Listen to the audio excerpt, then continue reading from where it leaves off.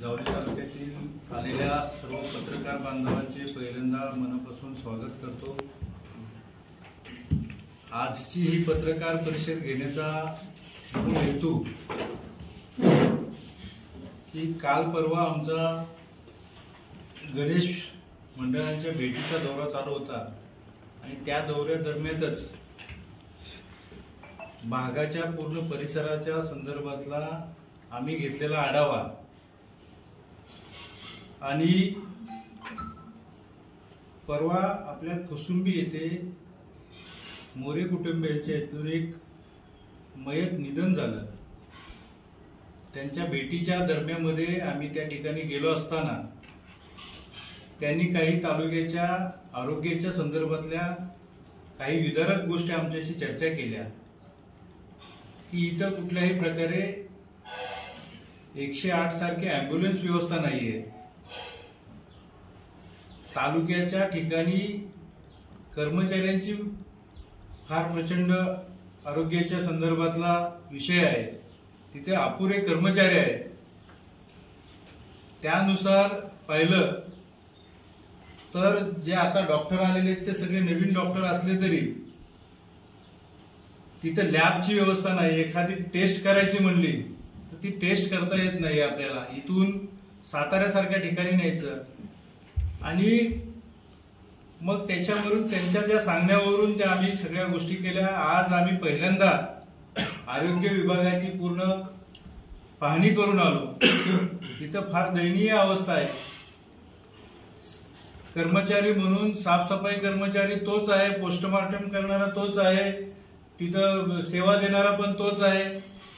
एक व्यक्ती दुसरा सहकार्य करणारा होता तो मला वाटतं 1 वर्ष झालं, काय नाव आहे, शिंदे म्हणून एक पिऊन आहेत तिथं, शिपाई आहेत, ते मला वाटतं 1.5 वर्ष झाले आलेच नाहीत तिथं।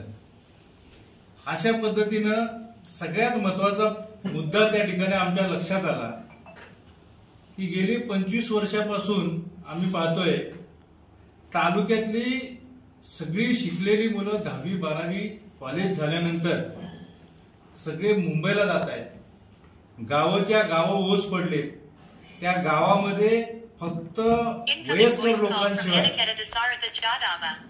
कोणीच राहत नाही आणि अशा वयस्कर लोकांना प्राथमिक आरोग्याची व्यवस्था भेटणं गरजेचं होतं।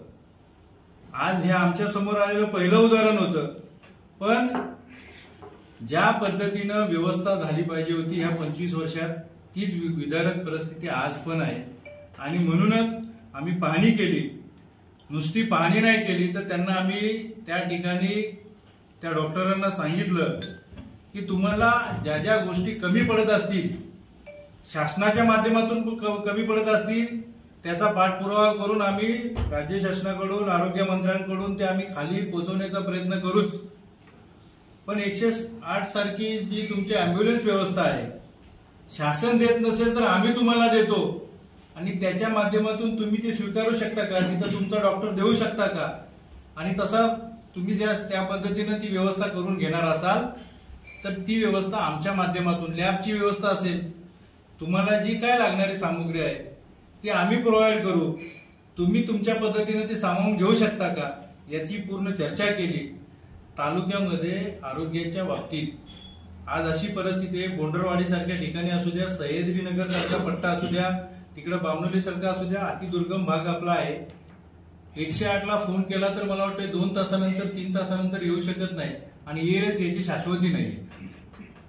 अशा परिस्थितीमध्ये इथली आरोग्य व्यवस्था बदलणं गरजेचे आहे आणि याच्यावरती प्रामुख्याने या आजच्या पत्रकार परिषदेचा मुख्य उद्देश तोच आहे की इथल्या आरोग्याच्या बाबतीत पहिला आम्ही पाऊल उचललेला आहे आणि त्याच्या बाबतीत आम्ही 108 ची ॲम्ब्युलन्स व्यवस्था आम्ही स्वतः करू, परंतु ते स्वीकारत असतील तर ते करतील, नाही तर आम्ही आमच्या पद्धतीने ती देणार आहोत। आज या ठिकाणी आम्ही घोषणा करतोय।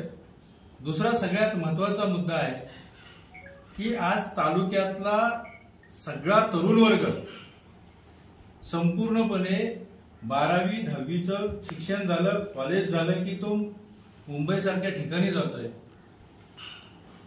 आम्ही ज्या पद्धतीनं हा दौरा केला त्याच्यामध्ये आम्ही बघितलं की दुग्ध विषय पूर्ण संपून गेलेला आहे।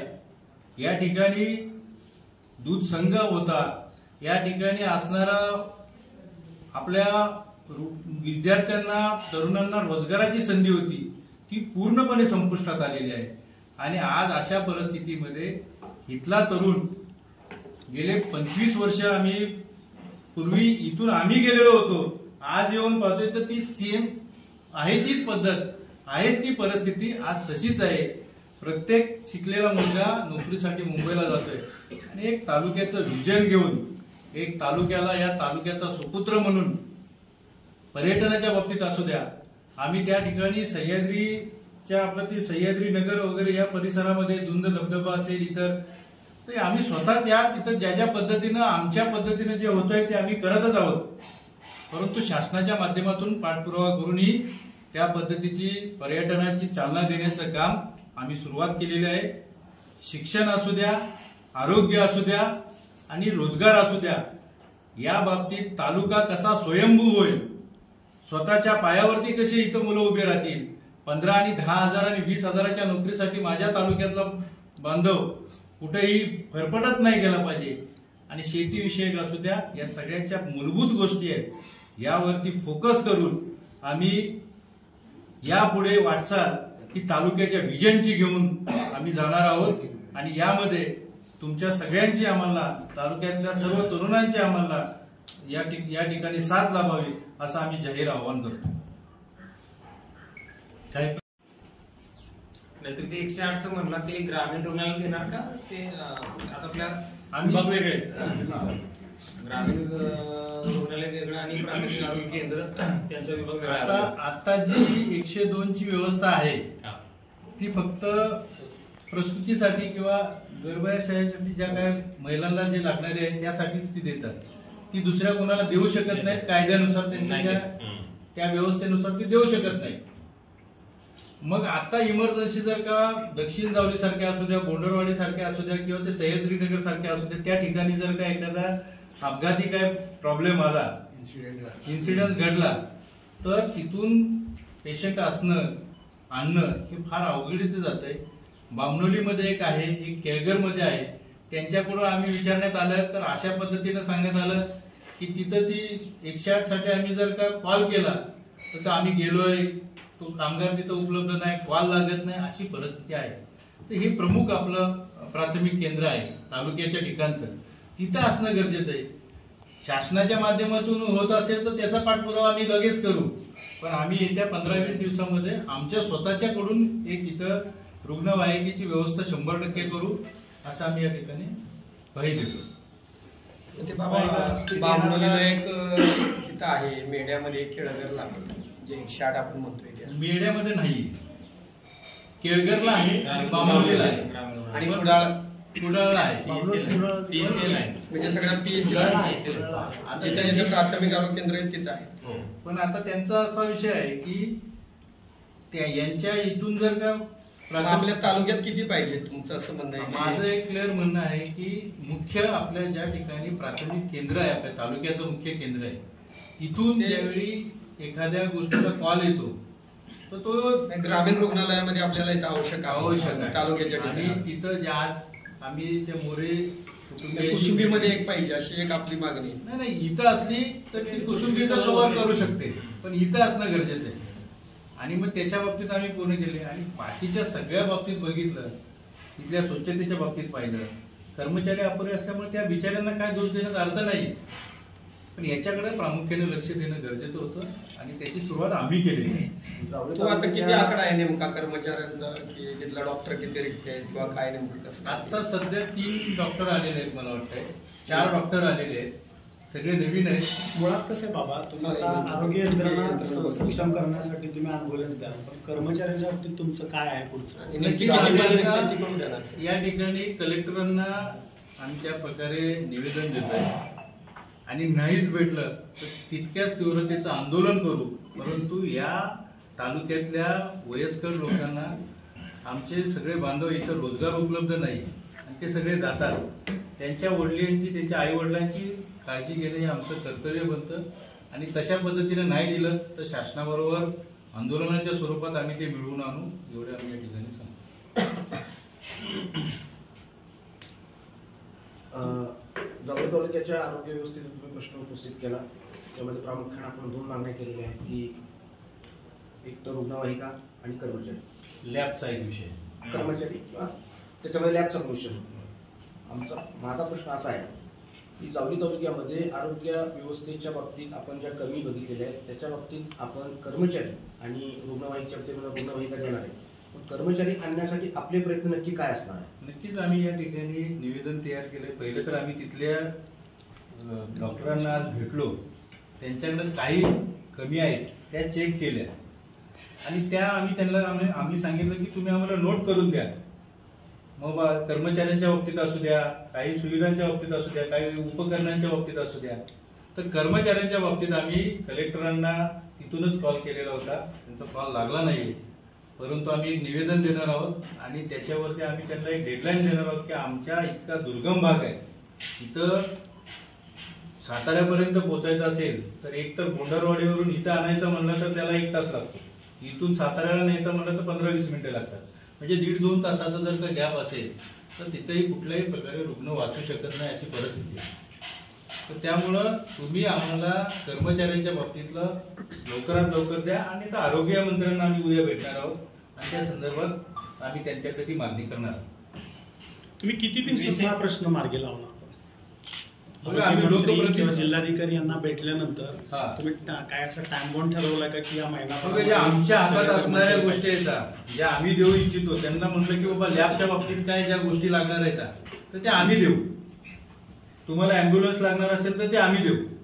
कर्मचाऱ्यांच्या बाबतीत असेल तर शासकीय कर्मचारी लागतात.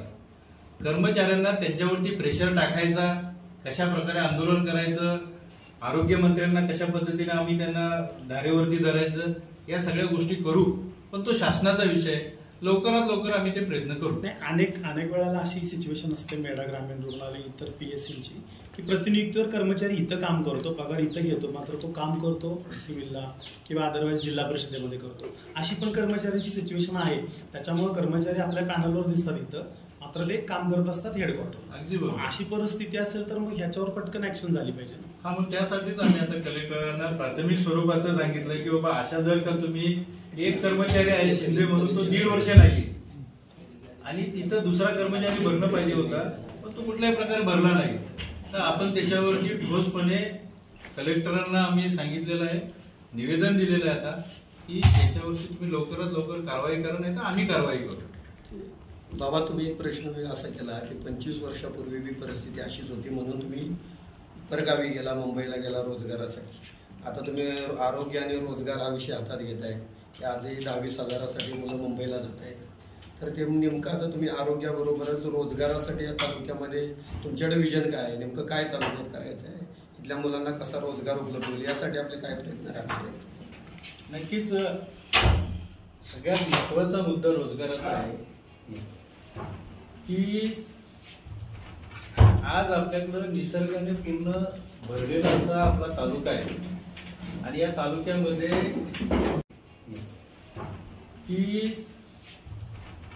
आज आपल्याकडं निसर्गाने पूर्ण भरलेला असा आपला तालुका आहे आणि या तालुक्यामध्ये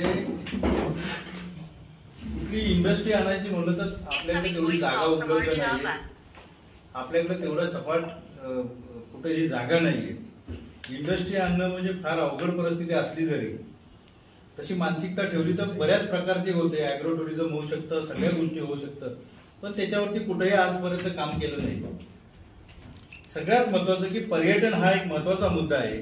कास पठार सारख्या ठिकाणी गेल्या 5 ते 10 वर्षांमध्ये कास पठार हे डेव्हलप झालेलं आहे, आपल्या डोळ्यासमोर झालेलं आहे, आपण सगळ्यांच्या समोर झालेलं आहे की ते फुलांचं मार्केटिंग केलं झालं.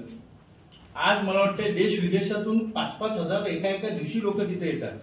पण त्याच्यापेक्षा सुंदर परिसर आपला सह्याद्री नगर असू द्या, तो एकयूचा धबधबा असू द्या, आपलं खाली आलं मेळ्यासारख्या ठिकाणी इतकी स्वच्छ सुंदर नदी कुठंच नाही.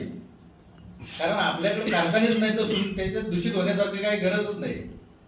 ते आपली दुर्दैव की कारखाने नाहीत कुठले, परंतु नाहीच आहे. तर इतकी सुंदर नदी आहे, इथं बोटिंग व्यवस्था झाली पाहिजे होती. आजपर्यंत तितक्या पद्धतीचं मिनी महाबळेश्वर म्हणून त्या ठिकाणी तापोळ्याला इतक्या खडतर परिस्थितीमधून जर का पर्यटक तिथं जात असतील आणि त्या तिथं इतकी खोली आहे, त्या नदीचा इतका तीव्रता आहे, अशा परिस्थितीत तो त्यांचा तिथं मिनी महाबळेश्वर म्हणून त्यांच्या पद्धतीनं पर्यटन हजारोंच्या संख्येनं महाबळेश्वर मधून खाली जात असतील, तर कास पठारवरून महाबळेश्वरवरून माझ्या या तालुक्यामध्ये इथं पर्यटक आले पाहिजे होते. त्यांना येण्यासाठी काय काय आपण उपाययोजना करणं गरजेचं होतं, मार्केटिंग करणं गरजेचं होतं की बाबा इथंही आमचा चांगला सुंदर परिसर आहे. तर त्या पद्धतीनं तो आला नाहीये आणि त्याच्यासाठी आम्ही प्रयत्न करत आहोत. केंद्र 17 उपकेंद्र आहे, त्यापैकी 160 पदांची पद भरण्याची क्षमता आहे. मग त्यापैकी 46 पदं आजही रिक्त आहेत. जी माहिती अधिकार ती माहिती माझ्याकडे. तर ही 46 पदं आपण म्हटलं की फक्त आता तुम्ही म्हणताय की मला कुसुंबीमध्ये हा अडचण आहे, मात्र जावली तालुक्यामध्ये आजही 46 पदं रिक्त आहेत. याबद्दल आपण शासकीय स्तरावर कसा पाठपुरावा करणार आणि जर त्याला किती दिवसात यश येणार असा टाइम बाउंड सांगा. शासकीय स्तरावरच्या ज्या गोष्टी येतात तो शासन निर्णय आहे, पण 1000% सांगतो आम्ही या ठिकाणी की अशा पद्धतीचं जर का दिरंगाई होत असेल पद भरण्यामध्ये, तर त्यासाठी आम्ही कुठल्याही स्तराला जाऊन मोठं आंदोलन करू आणि लवकरात लवकर निर्णय आणण्याचा प्रयत्न करू. जावली तालुक्यामध्ये राजकीय ज्या वेळेला व्यासपीठ तयार होतं त्यावेळेला 25 वर्षापूर्वीचा इतिहास सांगितला जातो. त्याच्यामध्ये प्रामुख्यानं गाजतो तो दूध संघ आणि त्याच्यानंतर मग विस्थापितांच्या कहाण्या चालू होत्या. आता तीच गोष्ट आणि तीच गोष्ट घेऊन तुम्ही आता पुन्हा राजकारणात म्हणजे इथं आपण पत्रकार परिषद घेत आहात. तर आम्हाला फक्त एकच प्रश्न विचारायचा आपल्याला की आपण या विस्थापितांच्या आणि रोजगारांच्या कहाण्या सांगणार की त्याला काही कृतीची जोड देणार, ती ब्लूप्रिंट सांगा आम्हाला. नक्कीच. आता तुम्ही पाहिलं असेल की आवर्जून गेलं पाहिजे आपण त्या ठिकाणी. ज्यावेळी या दावलीचा सुपुत्र म्हणून आज कुठंतरी आम्ही मुंबई सारख्या ठिकाणी भरारी घेत असताना आमच्या लक्षात आलं की अरे माझा तालुका जर का उपेक्षित असेल तर मी महाराष्ट्रात किती मोठा झालो तर काय फायदा नाही, माझं घरच उपाशी आहे. आणि मग ते आम्ही पाहिल्यानंतर दुंद सारखा धबधबा आहे, इतका अतिशय सुंदर धबधबा आहे त्या ठिकाणी. तिथं शासन कुठल्याही प्रकारे काही करत नव्हतं आजपर्यंत. आम्ही खर्चाने तिथं एक रस्ता तयार केलेला आहे. पर्यटकांना कशा तिथपर्यंत पोहोचता येईल त्याची आम्ही उपाययोजना केलेली आहे. आज ती सुरुवात केलेली आहे. मी तुम्हाला सांगतो येत्या 2 वर्षामध्ये या तालुक्याचं पर्यटनाचं सगळ्यात मोठं केंद्र हे करून आज आम्ही झाड लावलेलं आहे.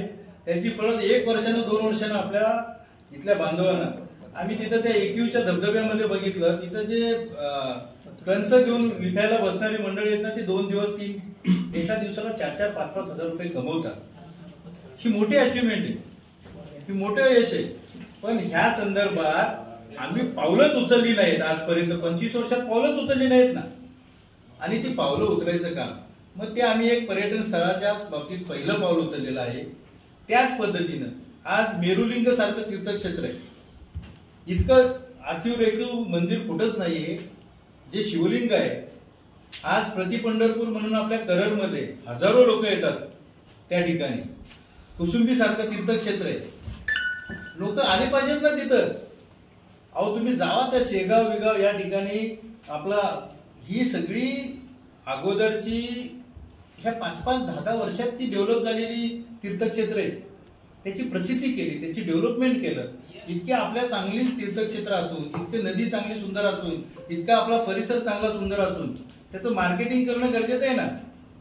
बाबा याला जबाबदार कोण? मग याच्या कोणालाही जबाबदारी धरण्यापेक्षा जनता नाही 100% याला आतापर्यंतचे सर्वच पक्षीय असतील, कोण काही प्रस्थापित सगळेच असतील ना त्याच्यामध्ये.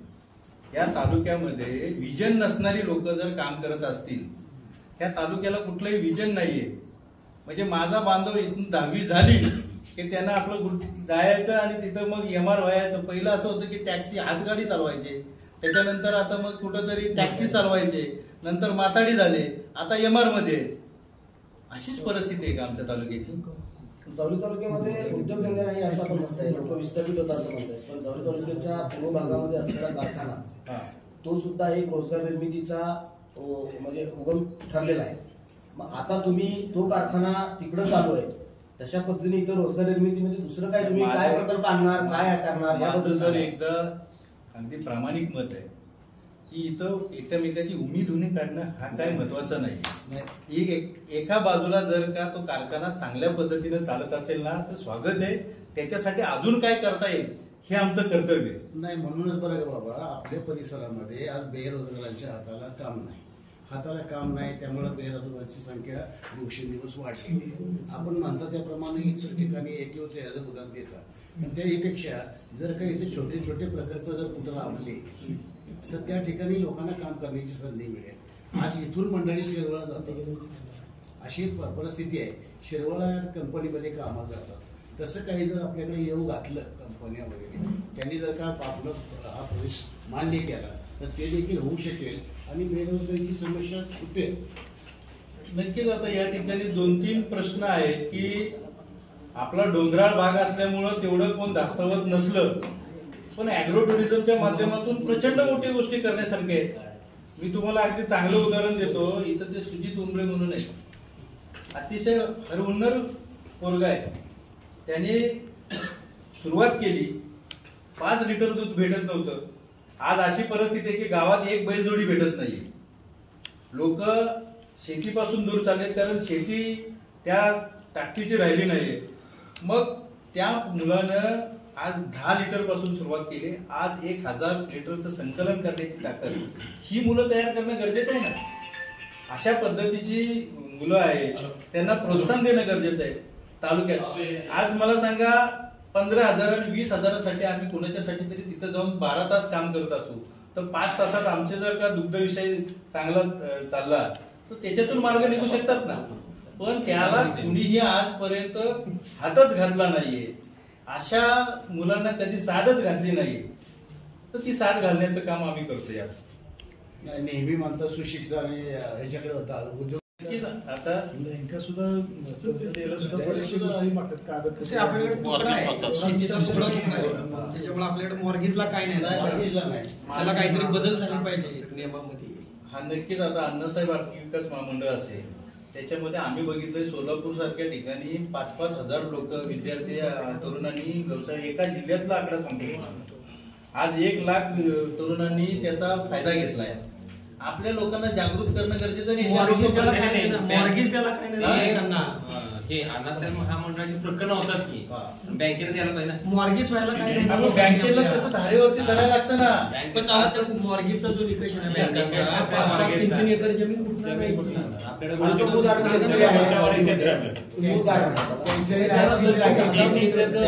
त्याच्या 2 विषय आहेत.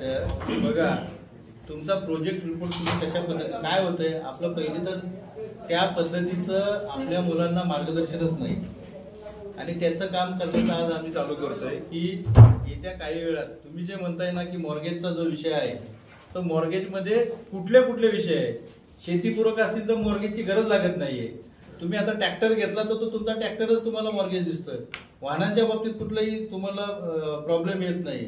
पण इतरच्या बाबतीत सामूहिक शेती असेल, गट शेती असेल, गट प्रकल्प असतील तर याला कुठलाही प्रॉब्लेम येत नाही असं आम्हाला निदर्शनास आलंय. आपण त्याच्यावरती आता आम्ही यापुढे विजन जावलीच्या माध्यमातून अशा प्रकारचे प्रोग्राम राबवून त्याच्यामध्ये काय अडथळे येत आहेत हे आम्ही समजून घेऊन पुढे आपण काम करूया. आपण मागे एक कार्यक्रम घेतला मेळ्यामध्ये दहंडीचा, आणि त्या दहंडीच्या कार्यक्रमानंतर मेळ्याच्या चौकामध्ये एक फ्लेक्स लावण्यात आला होता. त्या फ्लेक्सवर असं वाक्य होतं की आपण जावळीच्या स्वाभिमानासाठी काय केलं हे सांगा. त्याबद्दल आपण काय सांगा. आता माझा आजचा जो महत्वाचा विषय होता तो आरोग्याच्या संदर्भातला होता आणि आम्ही एका कुसुंबी सारख्या ठिकाणी ते आमचे सहकारी आणि त्यांच्या घरी गेलो. चर्चा झाली की तालुक्याच्या आरोग्याचा विषय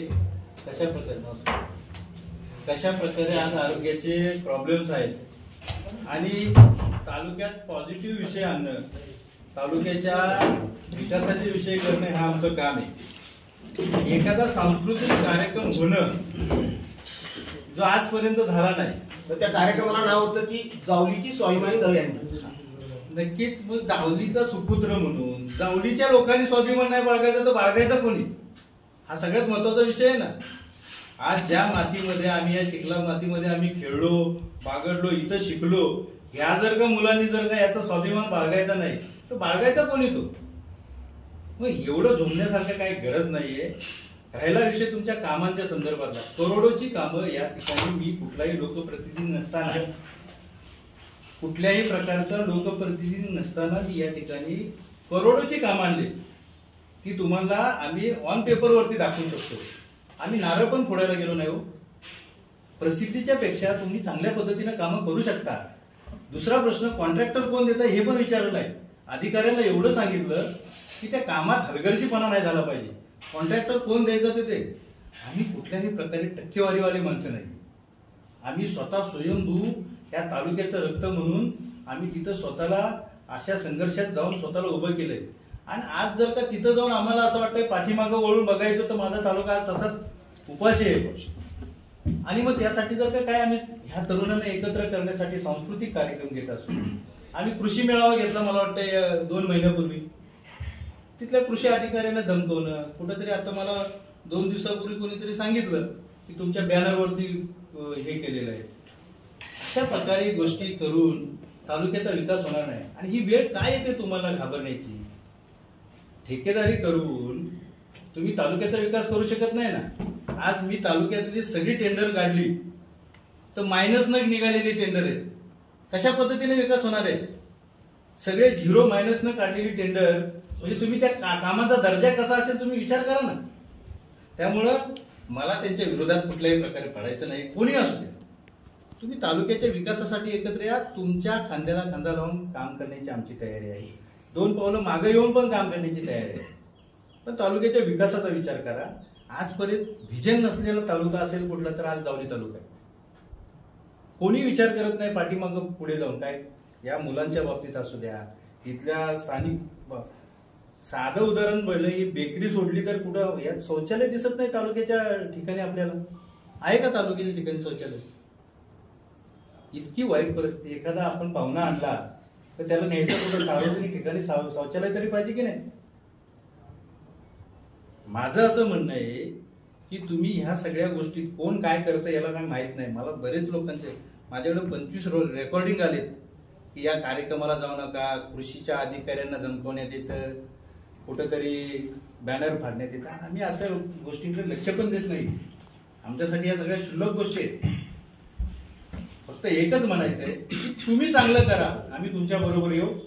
पण कोणतरी चांगलं करत असेल तर अशा चुकीच्या गोष्टी करू नका. आम्ही पण या जावळीचं सुपुत्र आहोत. वेळ आली तर जशाच तसं उत्तर देऊ शकतो, पण हे आमचे संस्कार नाहीत. हे करायला आम्ही इथं आलो नाही ना. आम्ही ज्यासाठी आलोय की बाबा हे खऱ्या अर्थानं रिजनेबल काम करणं गरजेचं आहे आणि ते आजपर्यंत राहून गेलंय. आणि कोणीही असा प्रेशर टाकू नका कार्यकर्त्यांवरती. आज चांगलं काम करणारी लोक आली तर त्यातला तुम्ही कुठेतरी फोन करून धमकवणं वगैरे हे सगळं बंद झालं पाहिजे. आणि असं समजू नका की अंकुश कदम हे इतरांपेक्षा फार वेगळे. अंदाज घेऊ नका.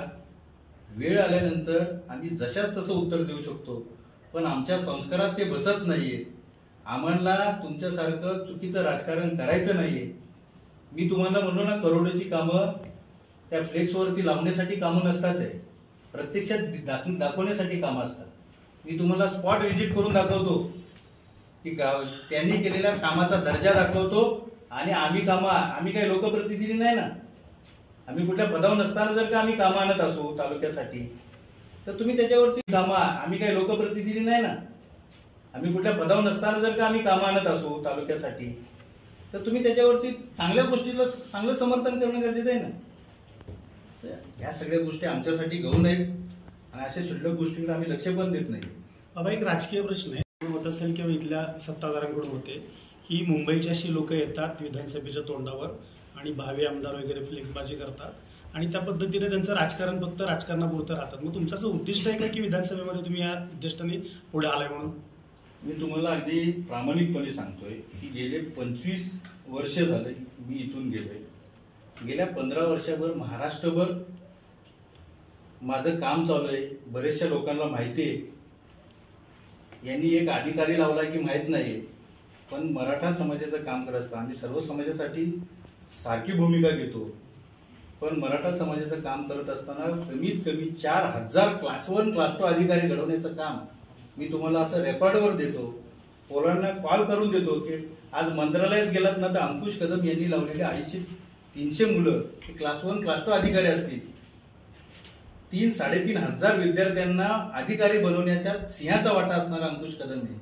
त्यामुळं माझं असं म्हणणं आहे की आम्ही काय करतो, आमच्या तालुक्यात आम्ही काय करावं हे आम्हाला कोणी विचारू नये आणि तेवढी धाडस पण दाखवू नये. कारण आम्ही जे आमची काम करण्याची पद्धत ती फार वेगळी आहे. सर्वसामान्यांसाठी आम्ही अतिशय विनम्र आहोत. त्यांच्या अगदी पायावरती नतमस्तक व्हायला आम्ही कुठेही कमी पडणार नाहीये. पण जर का कोणी दहशतीचे वातावरण करत असेल, कोण चुकीचं वातावरण करत असेल तर त्याला त्या कुठल्या ठेकेदारांना आम्ही गौर करणार नाहीये. जशाच तसं उत्तर देऊ एवढं नक्की. आमदारकीचा प्रश्न राहिला, कार्यकर्त्यांची भूमिका असते ना. माझे हितचिंतक आहे त्यांनी भावी आमदार म्हणून लावलं तर तुम्हाला एवढं कोणाला काही टोचायची गरज नाहीये ना. बरं त्याच्यात कसाही उल्लेख केला नाही कुठला आमदार आहे काय आहे. मग तुम्ही एवढ्या त्याच्यानंतर तो बॅनर लावल्यानंतर कमीत कमी 25 गावच्या लोकांची बैठक घेण्यात आली लगेच तात्काळीनं. तुम्ही विकास कामं केली नसती, चांगली केली असती तर एवढी भीती वाटायची काही गरज नाही ना तुम्हाला. तुम्ही विकास कामं केली असतील तर ठणकावून सांगितलं पाहिजे ना. काय गरज नाही. असे 10 जण आले तर भावी आमदार तरी काय फरक पडत नाही आम्हाला. तुमचा ठाम निर्णय आहे का की इथून पुढच्या येणाऱ्या प्रत्येक निवडणुकीत स्वराज्य पक्ष किंवा अंकुश कदम सर्व निवडणुकीत तयारी? निवडणुका माझ्यासाठी फार गौण आहे. मी एकच विषय घेऊन आलेलो आहे की माझ्या तालुक्याला एक सुवर्ण काळ आणायचा आहे. माझ्या तालुक्यातल्या प्रत्येक तरुण हा इथं व्यावसायिक दृष्ट्या सक्षम झाला पाहिजे. तालुक्याला कुठेतरी परिवर्तन झालं पाहिजे आणि विकासाचं परिवर्तन झालं पाहिजे. आता जर का त्याच्यात कोण राजकारण करू पाहतंय तर आम्ही काही कच्चे खेळाडू नाहीये. आम्ही जशाच तसं उत्तर देऊ पण कामातून देऊ. आणि जर का दुसऱ्या मुद्द्यात आले तर त्याच्यातून पण देऊ शकतो आम्ही कुठेही कमी पडणार नाही एवढं नक्की. अजून काय असेल तर विकासाचा मुद्दा किंवा जे आपले युवक आहेत की इथून म्हणजे स्थलांतर होत आहेत मुंबईसाठी नोकरी धंद्यासाठी, परंतु इथे जे युवक आहे युवक वर्ग जो आहे तो व्यसनाकडेही वळतोय तर त्याकडेही लक्ष दुर्लक्ष. आणि गेली कित्येक वर्ष झालं आपला जावली तालुका दारूच्या म्हणजे दारूमुक्त आहे आणि व्यसनमुक्ती म्हणून त्याचा एक वेगळा पण आहे, आपला दबदबा सुद्धा आहे. परंतु उघडपणे ब्लॅकनी ही दारू विक्री जी चालू आहे ह्याच्यावरती आपण काय करणार आहात का? नक्कीच चांगला मुद्दा आहे तुमचा की आज आम्ही गेले इतके वर्ष मुंबई सारख्या ठिकाणी राहून सुद्धा आम्ही निर्व्यसनी असू तर आमची एक प्रामाणिक भूमिका आहे की निर्व्यसनी तरुण हा खऱ्या अर्थानं भविष्य घडवू शकतो. अशा प्रकारच्या गोष्टी असतील तर आज आम्ही सुरुवात केलेली आहे. प्रत्येक गोष्टीमध्ये आम्ही लक्ष घालू आणि तालुक्याच्या विकासासाठी जे काय करता येईल हा मुद्दाही तुमचा महत्वाचा आहे. आज अशी परिस्थिती आहे ही लोक कामाला हाताला काम नसल्यामुळे 10x10च्या रूम मध्ये राहतात. तिथं 10x10च्या रूम मध्ये 15,000 करतात. गावाचे 2 सण करायचे, दिवाळी गणपती आणि मे महिन्यात यायचं जायचं. हे आमच्या तरुणांचं काय भविष्य आहे का? त्यामुळं प्रत्येक विषयावरती आम्ही काम करणार आहोत. परंतु आम्ही काय खासदार आमदार नाहीये तरी पण आम्ही करोडोचे इथं या ठिकाणी फंड आणत असू, आम्ही स्वखर्चाने इथं काम करत असू तर मला वाटते तालुक्यातल्या प्रत्येक माणसाने मग कोणी असू द्या त्यांनी त्याचं स्वागत केलं पाहिजे. जसं आम्ही म्हणलं कारखाना चांगला चाललाय, अरे अजून चांगला चालला पाहिजे. चांगल्याला चांगलं म्हणण्याची वृत्ती असली पाहिजे. त्यामुळं कोणी भावी आमदार लावलं म्हणून 100 बैठका घ्यायच्या, तिथं कृषी मेळावा लावला म्हणून त्या अधिकाऱ्यांना दम द्यायचे, कोणतरी चांगला सांस्कृतिक कार्यक्रम घेतोय मग तिकडे जाऊ नका म्हणायचं. हे काही विकासाचे मुद्दे नाही. तुम्ही जे भावी आमदार सगळीकडे फेसवर उल्लेख आहे, तुम्ही असं मतदारसंघ डिसाईड केलाय का की बाबा या मतदारसंघात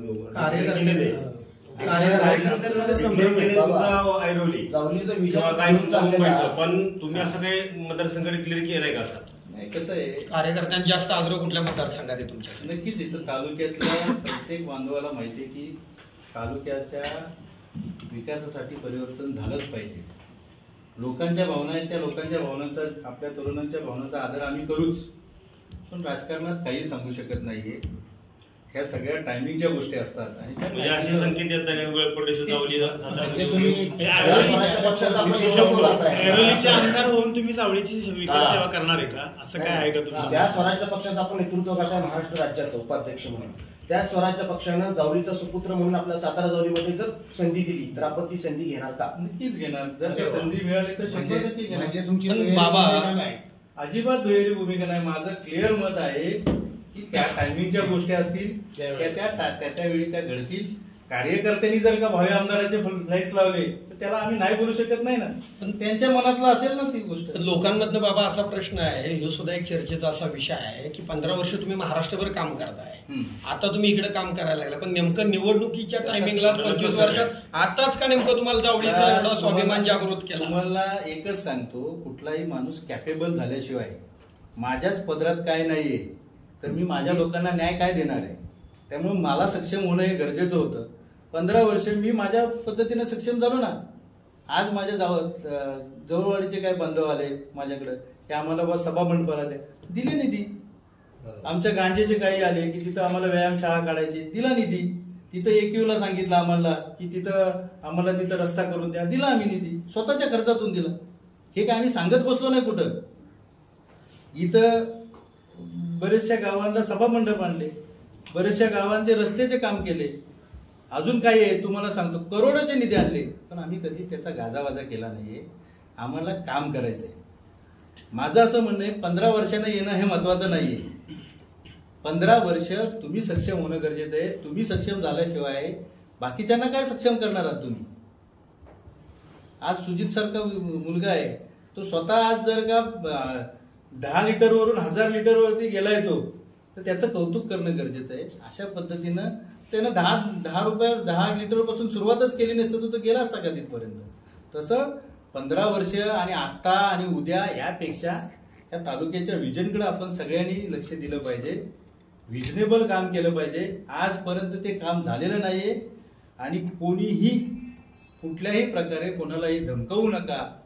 आमच्याकडे सगळा चिट्टापट्टा आहे सगळ्यांचा. कशी मायनसमध्ये कामं केली जातात, कसे इथले ठेकेदार मस्तावलेले हे आम्हाला सांगू नका. आमचं असं म्हणणं आहे, अचानक आलेलो नाही. हे आमची जावले, मी ज्याचा जन्म माझा इथं झालाय, शिक्षण इथं झालंय, ह्या मेड्याच्या शाळेमध्ये शिकलोय, ह्या परिसरात आम्ही आयुष्य काढलंय. म्हणजे आम्ही कुठं लढायचं, कुठं काय करायचं हे आम्हाला कोणी सांगायचं नाही. एक आहे की जनतेसाठी विनम्रपणे काम करण्याची. अशी काही निदर्शनाची गोष्ट आली का तुमच्या, कुणाला धमकावलंय किंवा कुणाला काय केलंय किंवा ते झालं अगोदर यांनी आजकाल सांगितलं सगळं. तर त्या पद्धतीचं मला असं वाटतं वातावरण दूषित करण्यापेक्षा खेळीमेळीनं आपण या तालुक्याचा कसा विकास करू शकतो चांगल्या पद्धतीने याच्यावरती आपण लक्ष देऊया.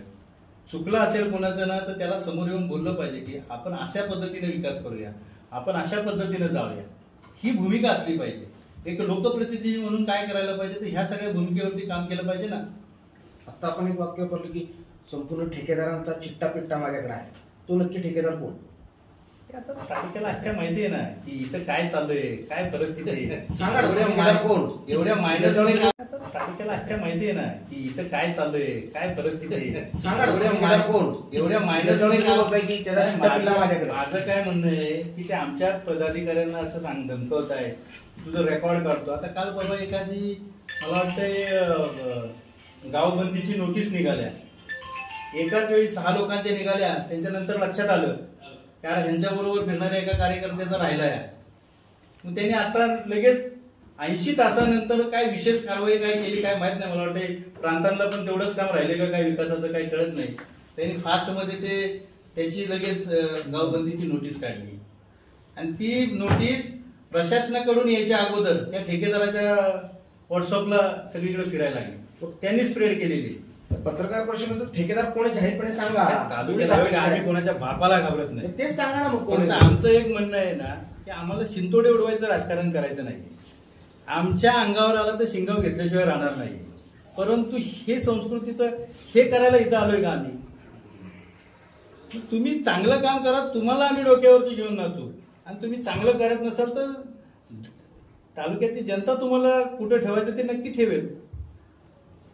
त्यामुळे ह्या सगळ्या गोष्टींपेक्षा आपण तालुक्याच्या विकासावरती जाऊया.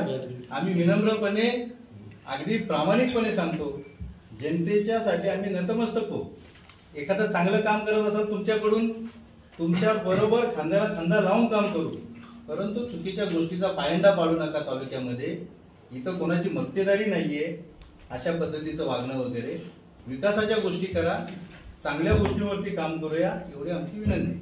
मला शेवटचा प्रश्न, आता मेसेज शेवटचा काय एकच देन की आपण संघटित नसल्यामुळं आज आम्ही महाराष्ट्र फिरत असताना एक बघितलंय, जुन्नर, नगर, पुणे, नाशिक सारखा बेल्ट इतका शेतीच्या बाबतीत पुढे गेलेला आहे, तरुणांच्या रोजगाराच्या बाबतीत पुढे गेलेला आहे. एकट्या नवी मुंबईमध्ये आपल्या तालुक्याचे कमीत कमी 1-2 लाख लोक राहत असतील. ही परिस्थिती आपल्यावरती काय आली ह्याचं चिंतन करणं गरजेचं आहे. राजकारणाच्या पलीकडे जाऊन चिंतन करणं गरजेचं आहे. प्रत्येक गोष्टीत राजकारणच आणण्याची गरज नाही.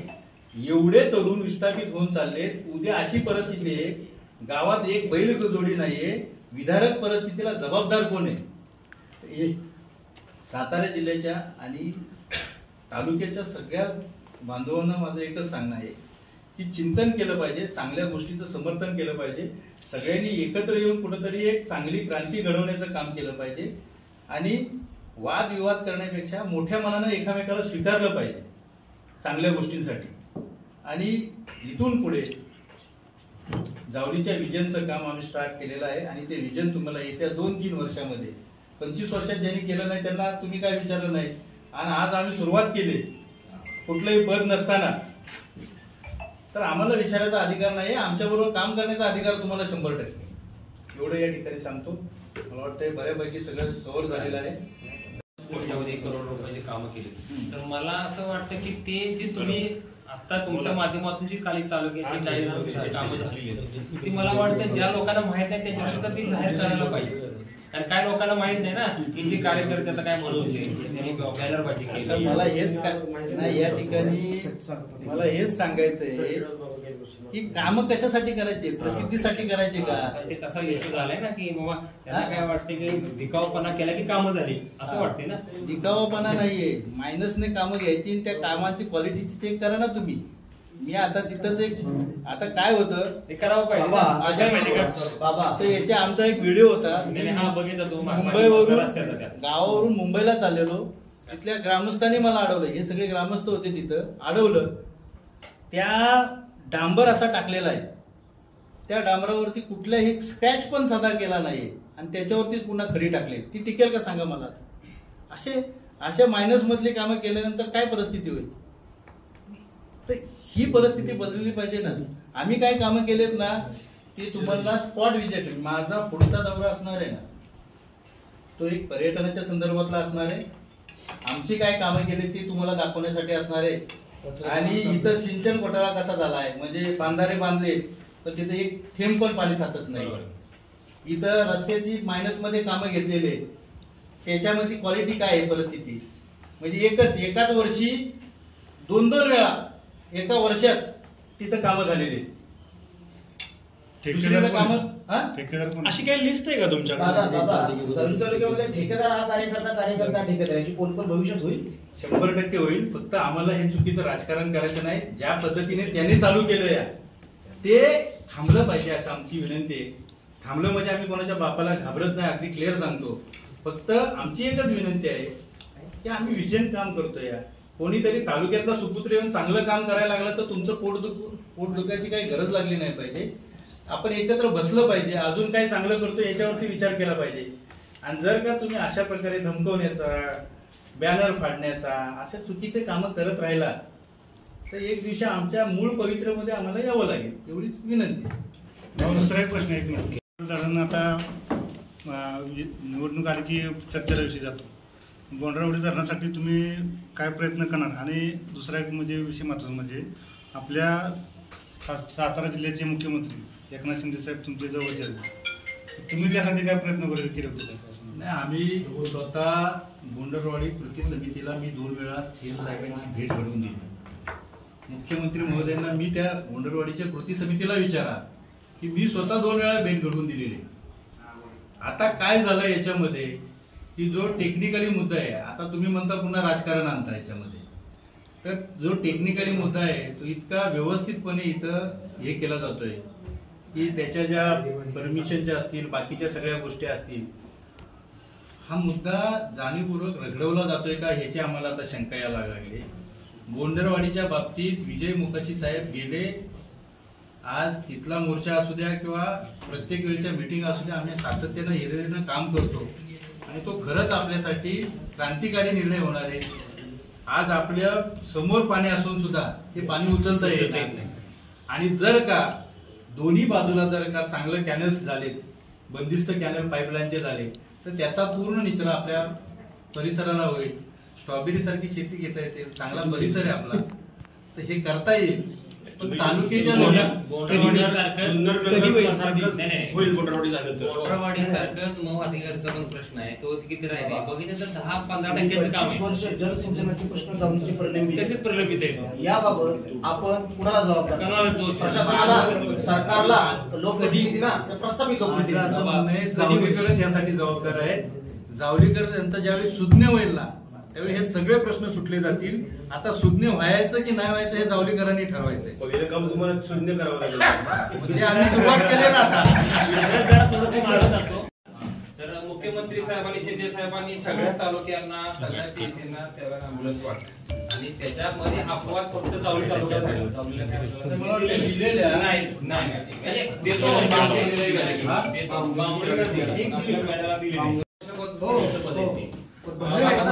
बाबा दुसरा एक महत्वाचा विषय असा आहे की मेढा हे तालुक्याचे ठिकाण आहे आणि गेले 2 वर्ष काय झालं, नगरपंचायतीचा प्रशासक आहे, 2 वर्ष झाली बॉडी नाही आणि त्या बॉडीचा संपण्याचा कालखंड आणि त्याच कालखंडामध्ये आमच्या इथं मेढा नगरीवर चतुर्थ कर आखाडीचा एक विषय लादण्यात आला.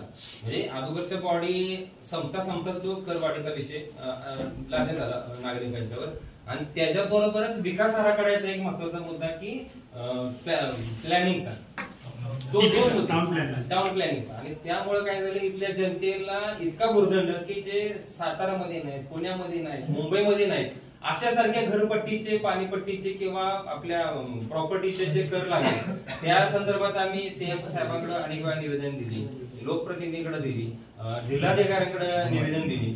मग त्या निवेदना देऊन सुद्धा आम्हाला कसे काही लोकप्रतिनिधी असताना सुद्धा सातारा नगरपालिकेला नियम वेगळा आणि मेढा हे नगरपंचायत आहे आणि त्याच्यासाठी नियम वेगळा.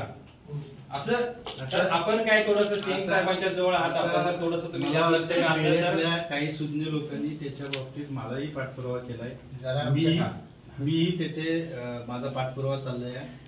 आता मला असं वाटतंय आचारसंहितेच्या अगोदर आम्ही बऱ्याच वेळा त्यासाठी मेळा बंद केला, आंदोलन केली, आत्मधर्माचा प्रयत्न केला, सगळ्यांना निवेदन दिली, पण आपण प्रयत्न 100% करतोय त्याच्यावरती. पण अजून एक विचार करायचं, इतर जी नावं घेतली तालुक्याची, जिल्ह्याची, तिकडे जर का होत असेल तर इथं का होत नाही याचं चिंतन पण करणं गरजेचं नाही. मागाशी तुम्ही एक विषय काढला आमच्या नगरपंचायतीचा आणि खरोखर आमचं दुखणं आहे की या ठिकाणी एकमेव ग्रामपंचायतीनं बांधलेली जी संगतमूर्तरी आहे तेवढी सोडली तर कुठेही सुविधा नाही. आता आमची एक तुम्हाला विनंती आहे की जसं हे तालुक्याच्या